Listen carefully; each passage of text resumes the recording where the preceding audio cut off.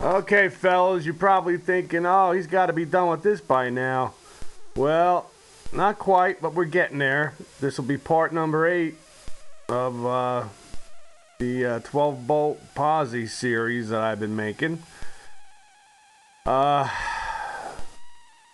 I'm going to do on this video is I'm going to tell you exactly what I got here and what I've done to it up to this point.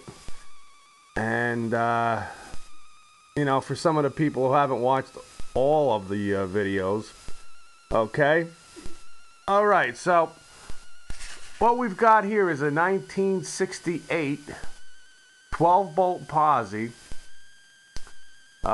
with a 4 series Posi unit in it with 410 stock gears, okay? I found it up in Pennsylvania. She's been sitting for about 15 years in a barn. And just prior to when I got it, the fella put in new axle bearings and races and bearings on the carrier. All right. So I was in good shape to start off with. I did have to change the wheel cylinders, and I did have to put on new brake lines. Okay.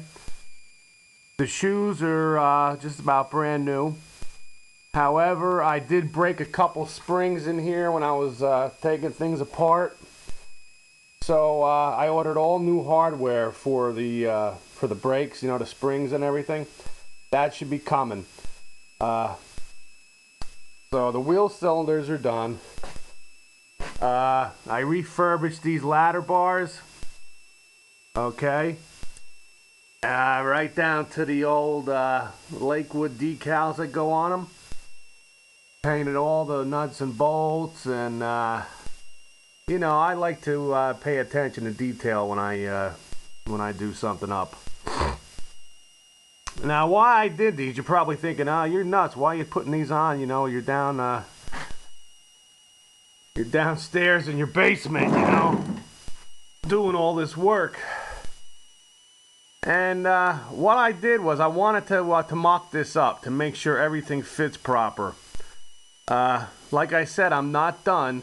I have the lower control arms coming, the boxed type.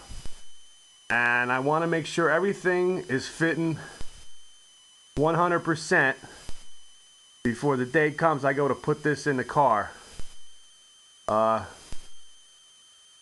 God I have a couple of good buddies who can help me move things around, because I can't do it anymore. I have health problems and I cannot be lifting nothing anymore. I can't do it. So thank God for my buddies and my wife to help me out, because I just can't do it.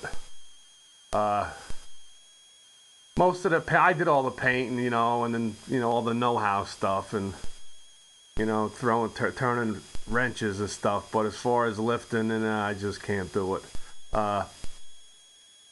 My buddies managed to get this here up on a motorcycle stand for me. It's much easier than working on them jack stands.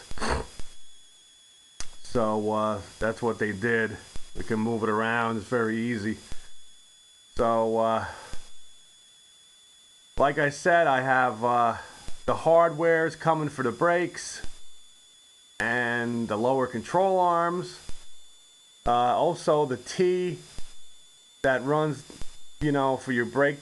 It's a brake line fitting that runs your two brake lines together up to the frame. That's coming. And after that, I think I'm pretty well wrapped up here. One question I have for the guys in the garage. Now, I don't know if this is going to be a problem for me or not. This here rear has 1/2-inch studs on it, which is great. But I was wondering, is that going to give me trouble as far as putting on a set of Krager rims on here? Or any rim for that matter. I mean, I know there's a little bit of room to work with, but I don't know if there's that much. So, like even like VW Darren, he may know the answer to that. You know, am I going to have trouble with these studs as far as rims go? So anyway, just making a video here to show you guys how far I've come, and there's just a little left to go. And well, my phone's ringing. I got to run, so take it easy. Have a great day, guys. Bye.